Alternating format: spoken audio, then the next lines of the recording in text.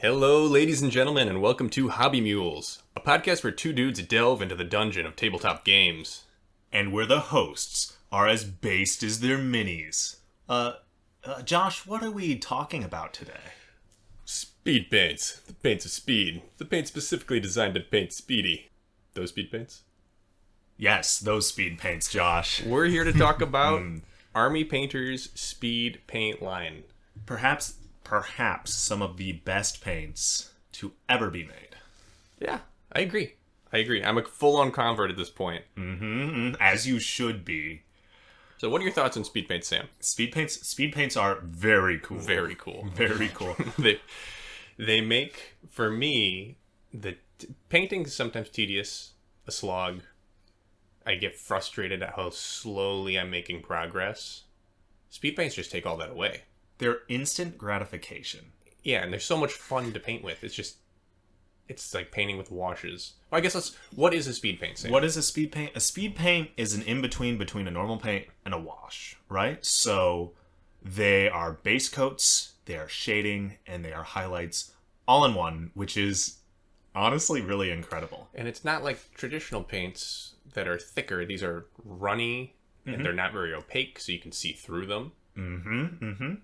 They're just very good overall. They, like you said, they feel good. They really feel good. Yeah, you can manipulate them really well. Yeah, you load up your brush with a whole bunch of this, and you just slather it on. And you do have to be neat, because you don't want to make mistakes, because since the paints are so thin, it's not like you can just paint over it. You'll be able to see your mistake regardless. I think that depends. It depends on the color. Yeah. I'll agree with that. But in general, you just load up your brush, slather it on the mini, and then gawk at how good it looks. Yeah, honestly, yeah. So with this in mind, I think we should talk about the Army Painter themselves, because honestly, I think they're a pretty fantastic company. And I'm also very thankful that they made speed paints. Yeah, I am as well. Open us up, Sam. Okay. Army Painter. They're pretty consumer friendly. In fact, I'd say very consumer friendly. Very open to feedback. Yeah, they're super open to feedback. Like, I don't know about you, but I haunt their YouTube channel. I occasionally watch things. Everything from, like, the owner, because the owner, he's super active on it. It's kind of insane. But the owner to their, like, main painting guy to their one sales rep. I'm really bad with names. I don't remember the names. But I know all their faces. I know all their voices. And just all the content's really good. Even, like, their painting tutorials. They're actually pretty fun to watch, I gotta say. I haven't seen any, but I'll have to check them out. Yeah.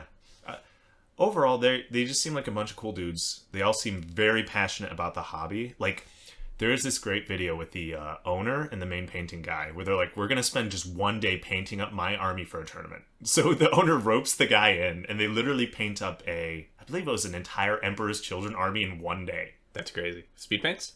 They didn't use speed paints. This was before they came out. Okay. But they're super passionate about the hobby. They actually, they're gamers. They care. Yes. Yeah. Yes. So that's good. So it's a good company. It's a good product. Yes. But how do you use it? So how do you prepare a model to administer the blessed speed paint? The blessed, praise be its name. How do you prepare a model? Well, the official way, right, that, they officially recommend this, most people do, is you do a white primer, and then you just slather the speed paint on. And while that looks really good, there is another method that can just elevate them to new, incredible heights. And Josh, please tell me, what is that method? Under shading. The paints are translucent, so any shading you do before you apply the paint will come across on the finished model way more so than with traditional paints. Like, I've done zenithal highlights on normal paints before. You can't tell. Your paints cover it up. It's great. Everyone says for, like, normal paints that zenithals really help. They do, and I've never frickin' seen a difference. And I even thin my paints a lot. I honestly think that zenithals are more for you in your mind to go, all right, these pieces stand out to me, I'll paint them in that color. But it might help you, pick out details better. But with that's speed just for paints, it's a game changer. Complete game changer. So instead of priming white, you prime it black. You then heavily dry brush it gray, and then you heavily dry brush white, a little bit lighter on the white coat. Or if you have an airbrush, you prime it black, and then you take white ink and spray it from above, right? You want a fair bit of gray, it'll naturally do that. White ink, pretty translucent. And then it gets more white as you go up and reach its peak, aka the zenithal.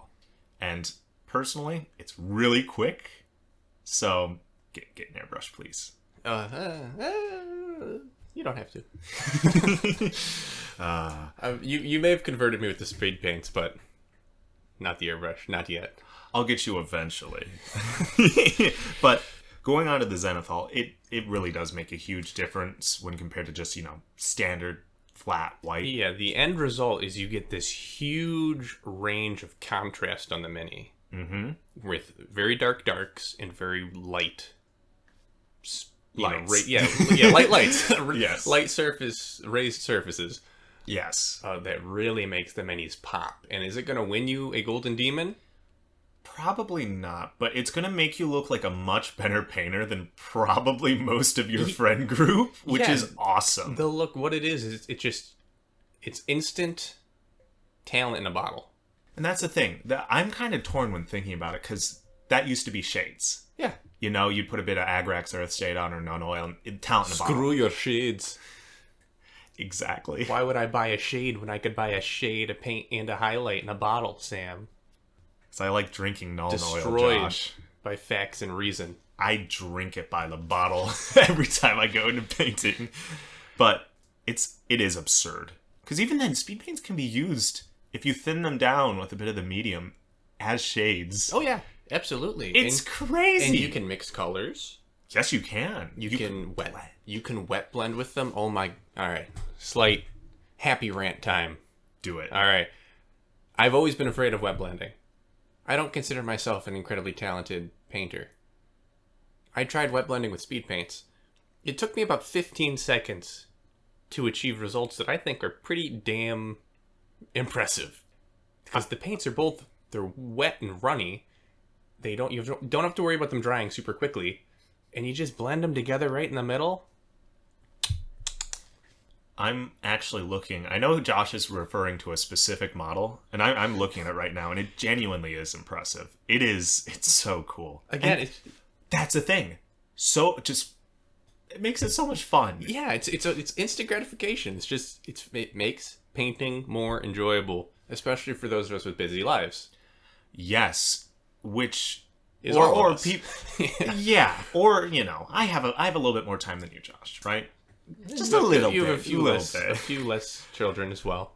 Yes. And if you're painting a large amount of models quickly, especially I think for board game models, I know I'm going to get Hero Quest. Yes. I know I'm going to get Hero Quest. And speed paints, ooh boy, they're going to be so good for that. Amazing. Yeah. Amazing.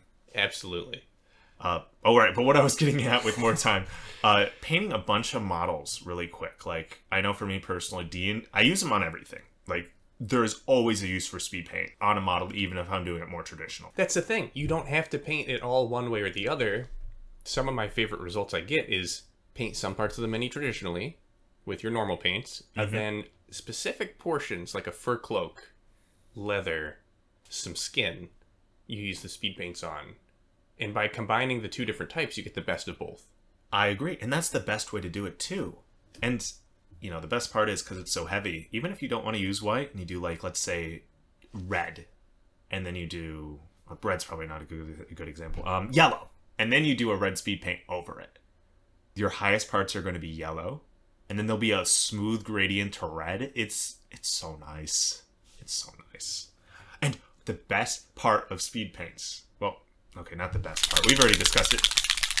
The mixing balls. Army Painter is great. They include 2 free steel mixing balls in every bottle of speed paint. Which is amazing, because you barely shake them, and they're all mixed up. You don't have to throw your arm out shaking nothing. Your 2-year-old bottle of paint, because they all have mixing balls, which is just super awesome. And Army Painter just does it because they value their customers. They don't put their paint in pots. They're in dropper bottles, yeah. Which is awesome. It's amazing. Wow, who could have thought of such a thing? No one. So, we're going to keep gushing.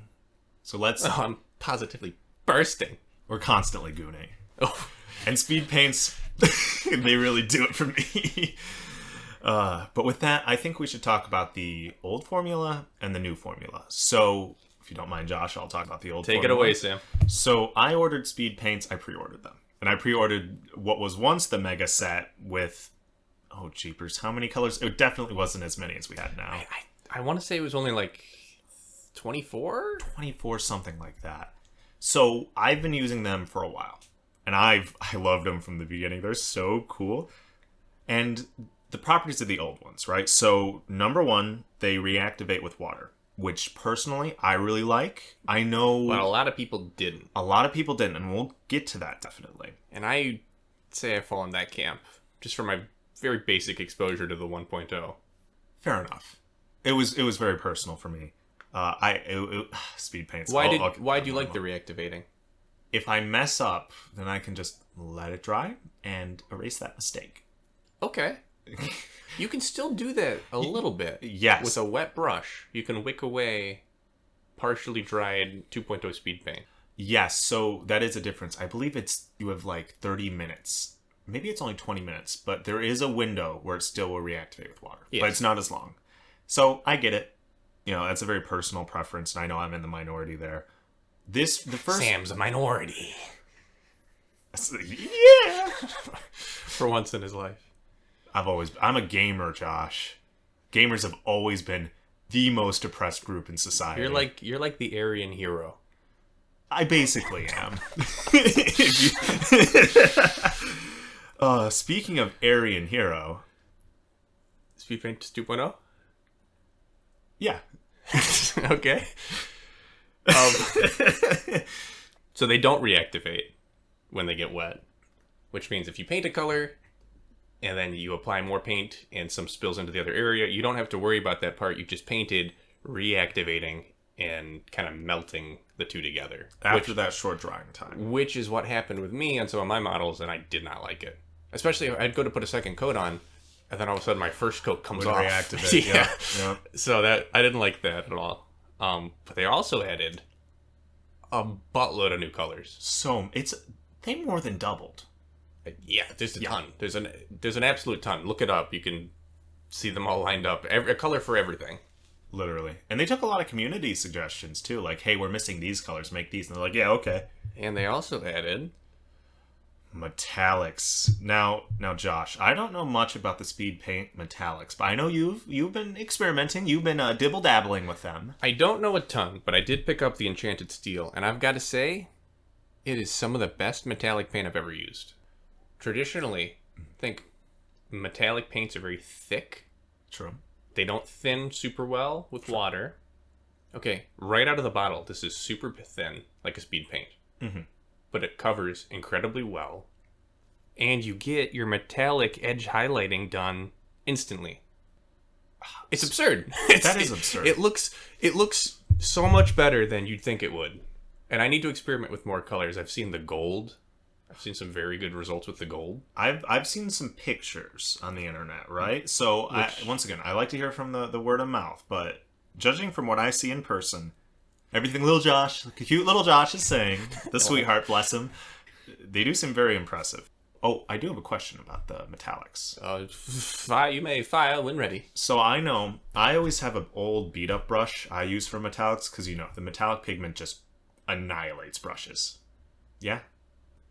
Yes. It's rough on them. It's rough on the brushes. So I don't want to use my nice brush with metallics. You're so anal. You have multiple water cups for your metallics and your non-metallics. I change out my cup of water every time. I don't want my good brushes being beat up by it. Okay. Well, which makes sense. I'm lazier than you, so I don't do that. Fair enough. Hey, that's the best part of speed paints. It encourages laziness. Fantastic.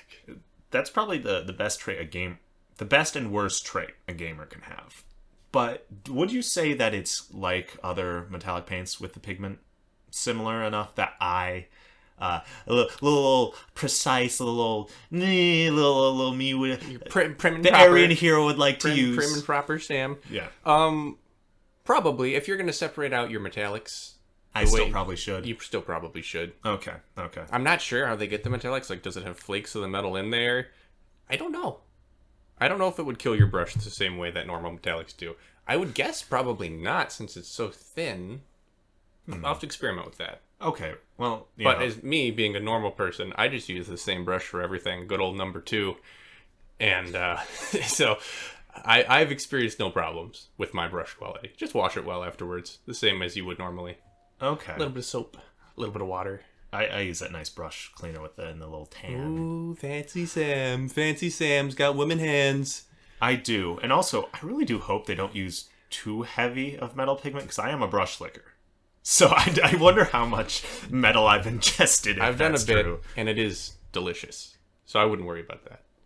Well, to each his own. One likes null oil, and I know now, Josh. You like your metallics.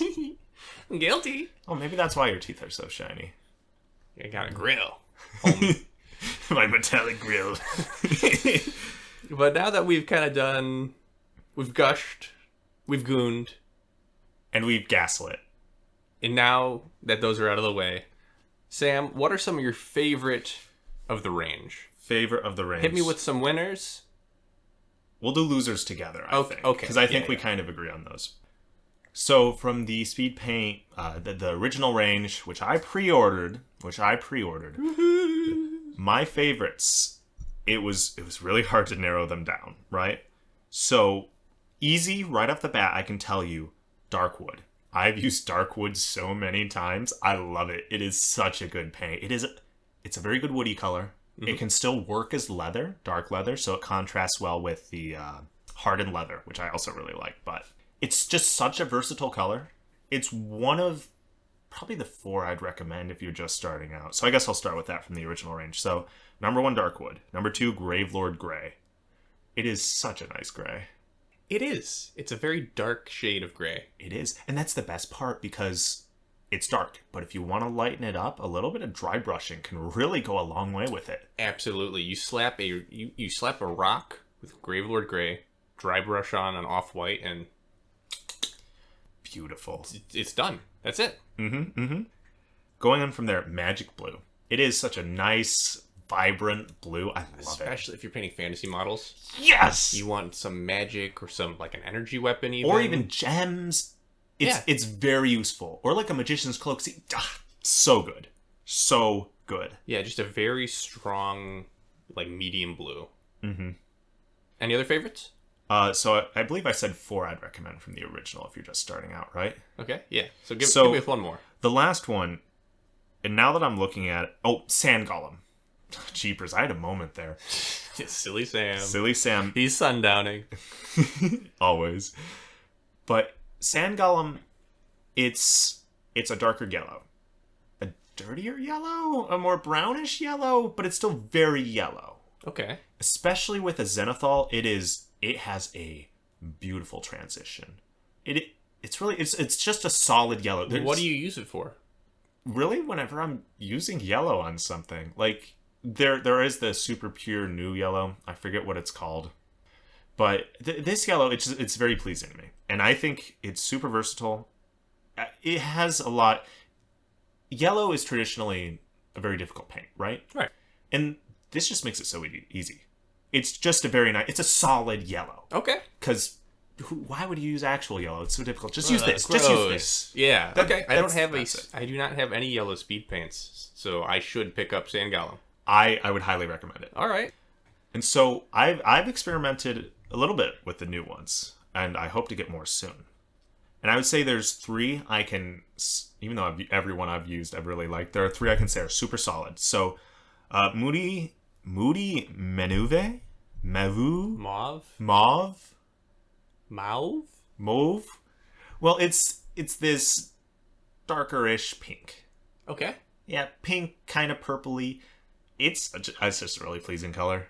I've used it to great effect on a bunch of models. I believe I used it on my Biologus Putrefier on his little bottles and stuff to, make gross little potions. Okay. I was going to say, it's kind of like a niche color. Here's the thing, though. So, for the original Speed Paint range, there was Purple Alchemy and Hive Dweller Purple. So, Purple Alchemy, that was the pink. It's a very bright pink. Hive Dweller Purple was a very desaturated purple. And I liked both of them. But I kept I kept having to mix them to try to get something I'd like, and it never would work out. This movie, I use pink a surprising bit. Like, it's kind of crazy. You wouldn't think it, but I constantly found myself wishing, man, I wish there was an in-between, and then I wish there was a less saturated purple, and I wish there was a more saturated pink, and then I wanted an in-between. The in-between is what I use the most, and Moody Menuve, whatever it is, it really hit that sweet spot for me. Okay. Now, the next one, Josh, I think you can definitely agree with. Gilly Doo. Gilly Doo. Such a nice green. I got in trouble for buying Gilly Doo, and it was worth it. I went over my hobby budget to buy this one paint because it looked cool, and money well spent. Money well spent. It is such a nice green, in which I'm sure we could gush over the greens. There's a lot of really good greens in the speed paint as an range. orc player, I have a lot of them because I couldn't I had a lot of analysis paralysis on picking an orc skin green, which orc skin green is not the green you want to use for your orc skin. I mean, maybe it is if you want them to look like Christmas trees. But Gilly Doo was a very distinct, bright green. Mm-hmm. Just a good color. It was a very good color. And then I'll finish up because I know I'm taking up a lot of this time, Josh. But come on, Sam. I have brownish? places to be. No, you don't, Josh. No, I don't. Unlucky. But brownish decay. So I talked about how much I loved Darkwood, and I also liked Hardened Leather. But using those two over and over, I do. They're so good because you can mix other colors into them to make them slightly different. Mm-hmm. Brownish decay, it's just a solid brown. How is it different from the other two? Jeepers. If Darkwood is your dark, and the Hardened Leather is a little bit brighter. So it's brighter, but desaturated, right? So it's not as bright as Hardened Leather, and it's not as dark as Darkwood. It's another nice in-between kind of thing, and there's a little bit of green, just a hint of it mixed in. Kind of gross brown. It's gross brown, but here's the thing I like it for the most. I have a new bone recipe, because forever I just use pallid bone. Mm-hmm. And which I know you're a little split on. I am a little split We'll touch on that in a minute. Yes. Personally. But I believe it's 2 parts brownish decay to 1 part pallid bone. I've been tinkering with it, but it makes such a nice bone color. Like a dark bone. Like a dark bone color, like an aged bone. Like for my skeletons, I have all these pirate skeletons. You helped me get those. I did. And thank you, Adam. Sweetheart. But that's what I'm going to use for them. It's such a pleasing color. I very much like it. I think it's very good. It, to me personally, perfect. It is my perfect mix for that. Okay. Yeah. All right. We'll have to pick some of those up. Because Mm-hmm. I have a few speed paints, but a much smaller collection. Yeah, so Josh, what are yours then? So from the few that I've used, there are a couple of big winners. So I know you just touched on Hardened Leather. Mm-hmm. It's just a perfect leather brown. Something I always hate is edge highlighting a leather strap that is tiny and wraps around your mini. People make it look so easy. I know. It's really hard. Edge highlighting is one of those things that's never really clicked with me yet. But now I'll never need to learn because I've got speed paints. Woo, yeah, baby. Yeah, so Hardened Leather, any leather browns, pants, boots, straps, they're getting hit with Hardened Leather. Love it. And I love pallid bone when implemented properly. So Josh, what is proper? Okay, so proper for pallid bone, I think it's thinner than the other speed paints. Mm-hmm. Very thin. So remember how I talked about slap chop and undershading and zenithal? Oh yeah. I think for the pallid bone, it works best over white, almost exclusively. And if there's too much dark, too much gray, too much black, you'll just see the gray and the black. You won't get that bone color. So if there's a part that you know you want to be this bone color, you hit that with super heavy white dry brush. Like really define that piece before you start to put the paint on it. Then it'll pop. And it looks even better with a little dry brush afterwards. Little off-white dry brush. If you want an old bone that looks a little bit cleaner, that's the effect I like. So I think pallid bone's a clear winner there. And I think that's the best way to do it, honestly. I hadn't thought about it really until you said that, just the super, super, super heavy white.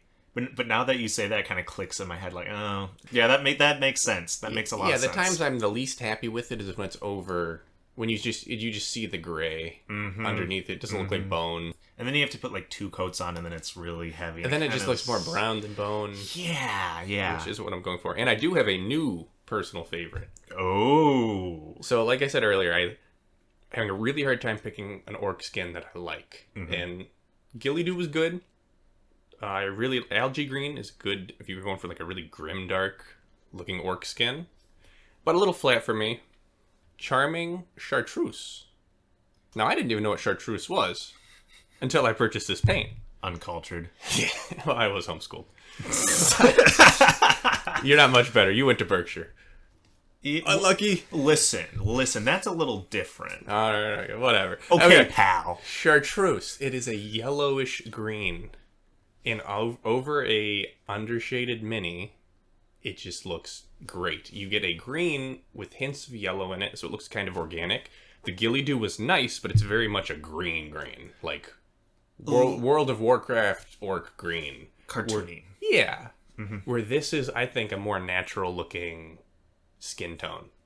Well, I agree. Looking at it right now, from the distance that we're away from it especially, it looks, even up close, but it looks very good. It looks very good. Yeah, that's the thing about speed paints too. They look good upon close inspection, but at a couple feet distance, which is what you're going to play with them at, they really pop. And, so many channels talk about that. Oh, you're not going to be that close to them. Right. And I do think it's important from close up that they look good. Because that's for you. Yeah. Everyone's a perfectionist when it comes to their own models in some way, I feel. You kind of know what I mean? No, I totally agree. We want good-looking models where people look them up and go, oh, that's cool. Absolutely. It matters from far away, but it really matters up close, too. Yeah, I agree. But I'm just saying, the speed paints in particular, like, they pop at a distance. Oh, no, and that's the thing. I agree. I 100% agree with you, Josh. You see those highs and you see those lows, and it catches your eye. It does. From far away, they look great. Up close, they look great. And that's the best thing about speed paints. They're pleasing to look at. They look good. They look good. And I've also, really quick, I'll touch on 2 honorable mentions. Oh, don't be quick. Gosh. Cool. I don't have a ton to say about these. Okay. But I've been using bright red a lot, which it's a bright red, but over the undershade, like the darks and the grays, it actually comes out as a much darker, deeper red. Interesting. With good red highlights on them. And I'm a huge fan of that. So I probably wouldn't use a darker shade with the undershading because then it might come across too dark. Interesting. So real quick, if you don't mind me. Absolutely. I know part of my problem with Slaughter Red and Blood Red, the original 2, was that both of them were super thick. Like, they were also very overpowering. Okay. So it was red. Yes. Red. So you think this works really well with the undershading? I do. It's not thick. It's not overpowering. It does cover really well though. Oh, that's good. Okay. I may have to look into that myself then. Yeah, it's the only red speed paint I own. It does everything I need it to do. Everything. So I don't think I'll pick up another red. Why would I? You got a really good point. I'll note that down. I'm mentally logging that. But you keep going. Then one more. Grim black. Highlighting black is traditionally tricky. You've got to edge highlight it with like a blue or a gray. It takes a really long time. It's hard, but you need to edge highlight it or else it just looks flat. Grim black is pretty opaque for speed paint, but if you did the undershading and the highlighting, your corners will be just a little bit gray, a little bit lighter. I've been using this on guns lately. Looks great. I agree with the gun. I agree with you actually on all that. Yeah, because painting black it's funny enough, it's not super easy. No, honestly, it kind of sucks. Yeah, right. So yeah, those would be like my 5 of the ones I've used, which is probably just a little under 20. Those would be my 5 favorite. If you are trapped on a miniature island and you can only bring 5 paints, those are the ones you'd bring. These are my 5. Nice. It's an island, by the way, made entirely out of Zenithal minis, and you're just stuck there. Like, you give them to your evil overlords, and you're like, please, may I have food? You have to pay for it with painted minis. That would be my 5. Absolutely. Nice. All right, well, we talked about the winners. Sam, are there any losers? Yes, there is, Josh. And I know we've both talked about it. The worst, the absolute awfulest, no good, dirty, rotten speed paint. The rat bastard of the batch. Josh, do we want to say it at once? 3, 2, 1. Sam. And Josh calls me a rat. Do you see how he does this to me? We all give off rat energy here. Yeah, we do. I can't deny that. All right. Crusaders. Crusader skin. Crusader skin. Crusader skin. Crusader skin. Ja, you like eine Crusader skin. Du ist eine Dummkopf. Haha. Unlucky. Du ist nicht gut, man. What's the problem with Crusader skin, Sam? If pallid bone is thin, then Crusader skin, Crusader. then Crusader skin it's just like water with like a hint, the slightest hint of color. It's like the sparkling. It's like the LaCroix of speed paints.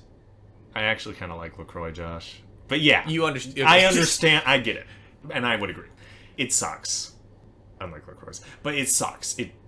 It's bad On anything other than pure white. And even then. So on anything other than pure white, you will just see the black and the gray underneath. And even on white, you can hardly tell that you've put the coat on. So you have to apply multiple. Faintest bit. The faintest bit. So you have to apply multiple times. And even then, you have to be careful because it's really easy just to make it look awful. Which is a real shame because I picked this one up just because the Game Goblin had it in stock. And I thought, ooh, I hate painting skin. This will fix that. No. Now, there are other skin tones that I haven't used in the speed paint line. Have you experimented with those at all? I've not. So I've always actually mixed up my own. I generally use real. I was gonna say real paints. What am I becoming? These speed paints are real paints. I know it's trapped in my head. Sam is part of the painting 1%. There actually are quite a few people that just don't use speed paints on principle.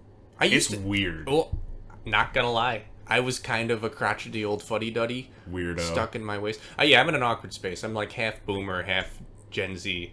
And my boomer half is like, speed paints. Well, look at these new things. They look like garbage. I'll never use them. Never, never. We are grognards in our own way. I'll take 10 hours to paint a single model. Because that's the proper way to do it. Jeepers.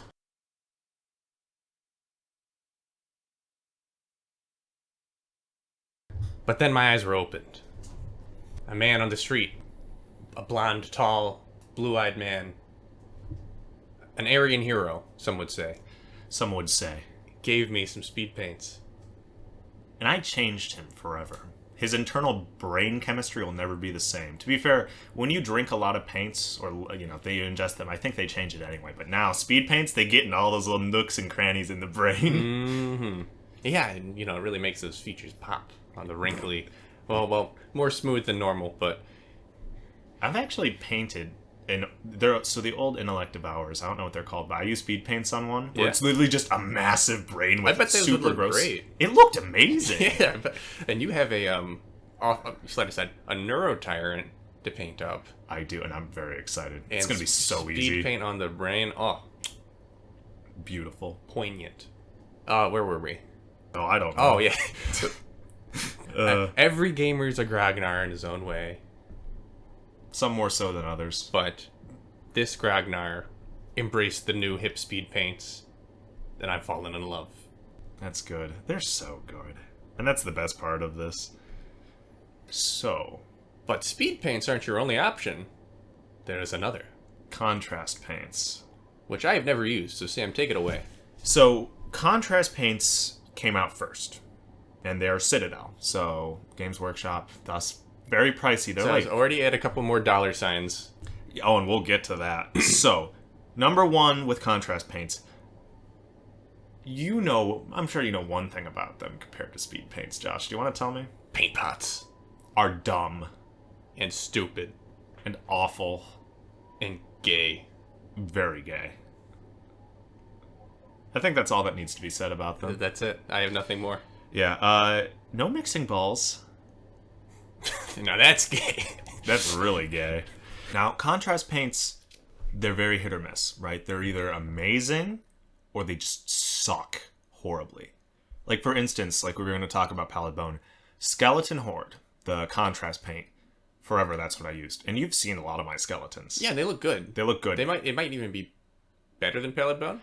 In my opinion, yes, Okay. it is. In my humble opinion, I really like them. And so, from the beginning, though, contrast paints, they didn't reactivate with water or once they were dry. So, they got that formula down pretty quick. But problem with being first is obviously, like I said, some of them really suck. Yeah. And even that, they still haven't quite nailed it with the newer ones. Inconsistent quality between colors. Yeah. Some of them... Which is true with just Citadel paints in general. Yes. In general, generally higher quality. But once again, to give you a rough price point, $7.80 is what they're recommending. Oof. And that's a lot of money just for one paint. That's a lot of money for one color. It is. Now, speed paints, on the other hand. Josh, would you like to tell me? Because you know a little bit more about them. Especially now. $5 dues for a bottle. Which is pretty good, I think. It's very good. Because that bottle, too, they're so thin, you get away with one drop of paint a lot of the times. Like, in my palette, I'll just drop 1 or 2 tiny little drops. And that's all I need. They last forever. So, like I said, I pre-ordered mine, and they're still basically full. Yeah, and that's awesome. Like hardened leather, the one I use all the time, you couldn't hardly tell because it goes so far. It's so thin. You don't need to glob multiple layers of thick paint. Well, which you shouldn't do anyways. Right. But you don't have to, especially with the speed paints. It's so nice. So price per pound, speed paints better value. Better value, and with that in mind too. Speed paint has very good quality across the board, right? Especially with the launch of 2.0. They've fixed a lot of the problems. The quality is very consistent. But with that in mind, so when Citadel speed paints suck, they really suck. But when... Every time Sam speaks, a baby cries. What can I say? That was probably really loud. Okay. Now, when contrast paints suck, they really do suck. How so? Yeah, so they either don't color well, the color is different than you expected, it's like too runny or too thick, like it... Silly names. Very silly names. It's so hard to know what's what. Tarragon turquoise, that's like the most clear one I think there is. I think I even said it wrong, which is awesome. But speed paints, right? Mauve. Oh no. But as we said, speed paints are very consistent, especially with 2.0. They've fixed a lot of kinks to where they all feel very similar to use. However, when speed paints do suck, they're unusable. Like Crusader Skin? Like Crusader Skin. Yeah. That's no redeeming qualities to that one? No. Okay. Because even with contrast paints, you can still use them as shades if they really suck. Well, you can do that with Crusader Skin. Okay, this is going to be a hard sell. You can use it as a... Because I used it this way. You can use it as a shade on flesh. Do you like that, though? I used it on my sister's. So I tried using it as the base coat. Garbage. Yep. Okay, so then I base coated with traditional paints. Washed it with the Crusader Skin. And then highlighted with traditional paints. And I think it looked pretty good. It's my favorite skin I've ever done. Huh. So... Maybe it does have a redeeming quality as a pretty decent, very faint flesh wash that you might have to apply a couple coats of. Interesting.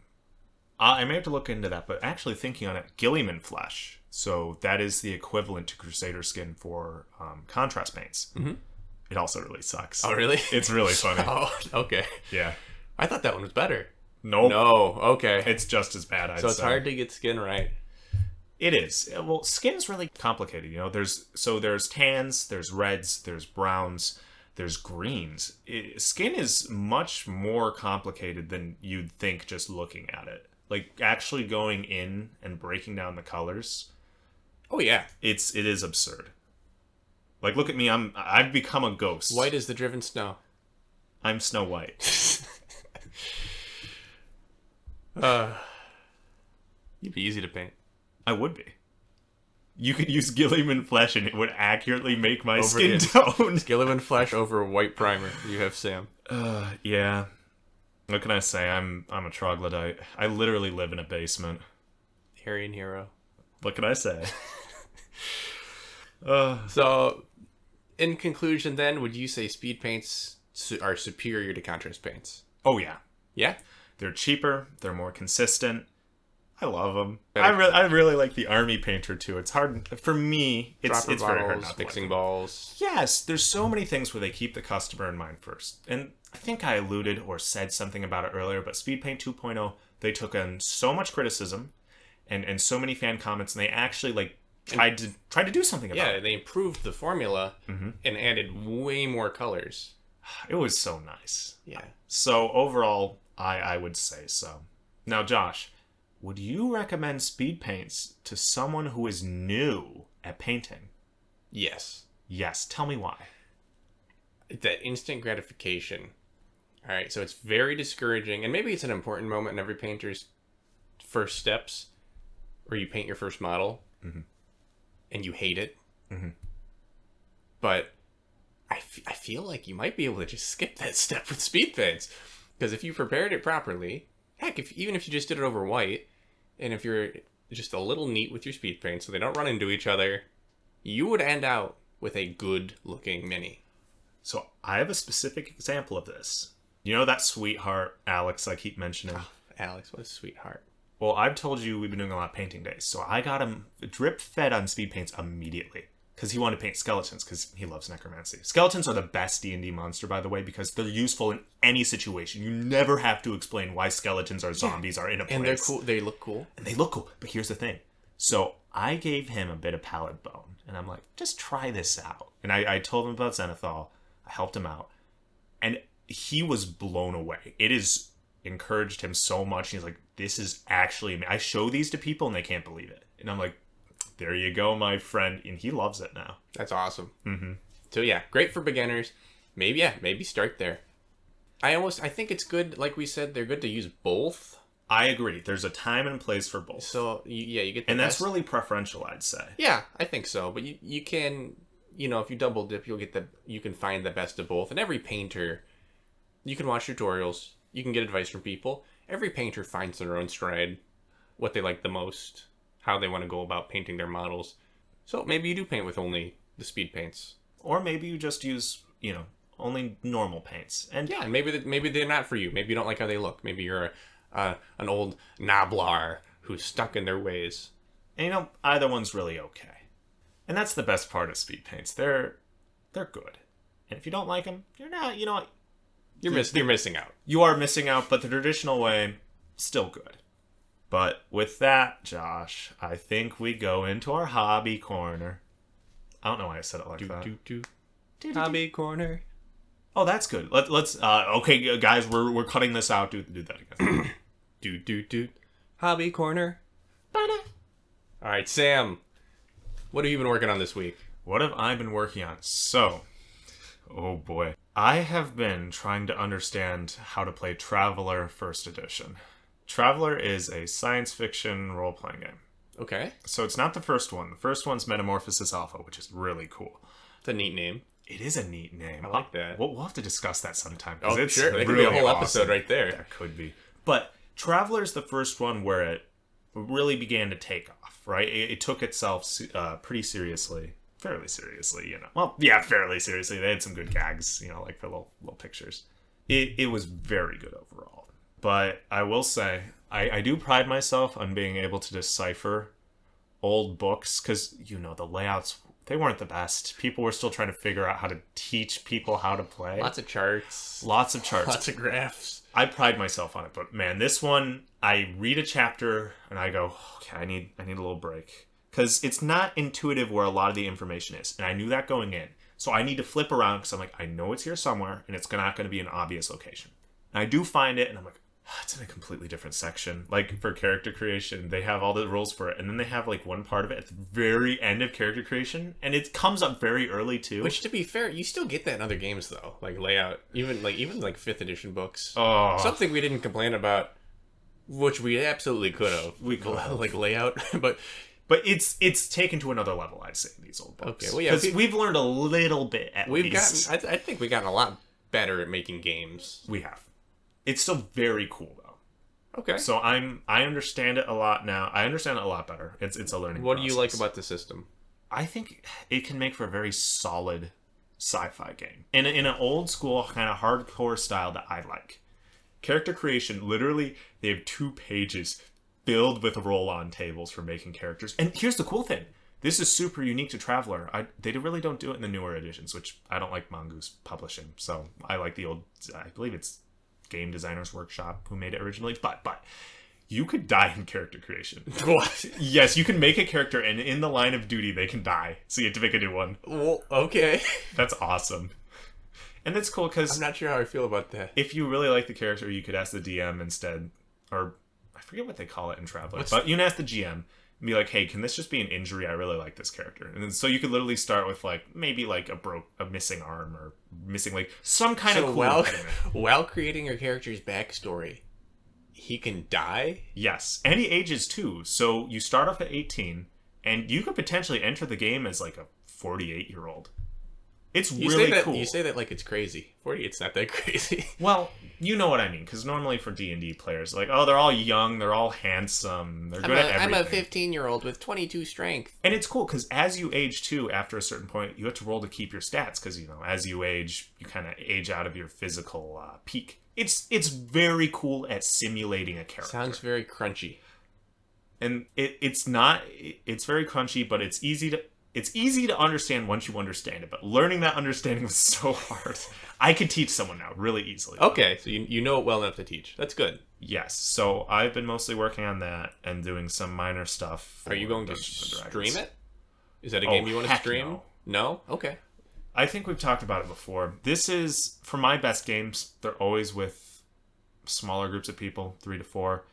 And also, you know, no pressure on me to be constantly entertaining, so I can stuff my mouth with food. So you don't want to entertain me as well while I'm watching? No, fuck no.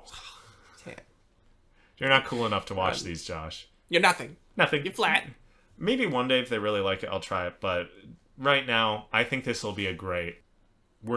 We are beer and pretzels gamers, but we take ourselves a little seriously. You know what I mean? Okay. I think it's a good fit for my players and my table. Okay. They're used to the GM knows his group better than anyone, so yeah, that's fine. But Josh, what have you been up to? I've heard some interesting things. Well, Sam, I'm glad you've asked. So on top of finally getting around to painting some of my 40k orcs, woo! Different podcast, Poorhammer, just released an episode on how to play 40k horde mode, which I thought was really cool. And then I thought, okay, that's neat, but I think that would be really cool in Kill Team, Warhammer Kill Team. So I've been obsessively writing rules, making scenarios, event cards, enemy AI patterns, an upgrade progression system to do cooperative kill team where you face a nigh unending horde of orcs. And it's crazy fun. It's super duper fun. The whole stealth dynamic kind of just melts away, and it becomes a game of kill as many orcs as possible as a team. And in between waves, you deploy barricades, you get equipment points at that point, so you can buy like weapon upgrades, more grenades, med packs to heal your wounded operatives. So just a completely new way to play. Very fun. And you haven't tried it yet.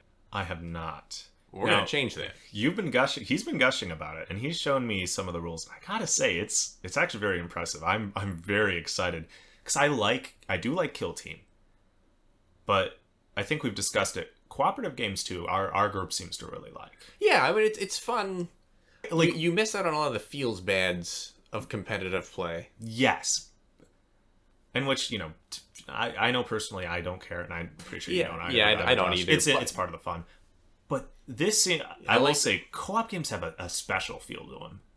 Absolutely. This would not be a competitive game at all. And is it balanced? Hell no.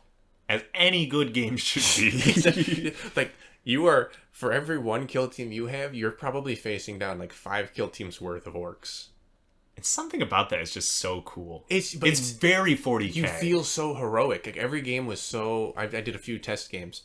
Every game was so thematic, where my Space Marine intercessors were, if he goes down in a horde of orcs, killing a couple with him, or then he goes down as he shoots the war boss in the head and gets the last second kill. So yeah, very fun. Sounds like and it. you took the skeleton of Kill Team and put it in a new body of like a team horde shooter rules, like Left 4 Dead or Killing Floor, Vermintide, that kind of game. Mm-hmm. It's not a stealth game. It's a survive and kill as much stuff as you can game. Mm-hmm. Kind of reminds me, I was telling you earlier about the Deep Rock Galactic board game. It has some very cool cooperative elements from that, I feel. Kind of similar, and I think I did draw some inspiration from that for like spawn points and like enemy behavior. Mm-hmm. It's very, either way, it looks very cool, and I will say, I'm very excited to play it. Yeah, we'll have to hit you guys with an update after we play it. And once the rules are a little bit cleaner and more balanced, I do want to release PDFs on the Frog of Wargaming Discord. That way you guys can try it out and let us know what you think. And hopefully have fun, because that's the whole point. Oh, yeah. Because Sam and I were both game masters. We like creating these environments for players to have fun. Uh-huh. And, well, we want to have fun doing it, too. Yeah, well, we have fun watching people have fun, right? Right. Yeah. And that's the best part of stuff like this, you know? I'd say so. Like, That was the most wholesome thing you've ever said, Sam. please don't have said that. I have to say something. I have to do and say something really bad now to counteract that. And with that, I think that wraps up today's episode. I'd say so. This has been very good, Josh. It has been good. I've been Josh. And I've been Sam. And we'll catch you guys next time. Ta-ta.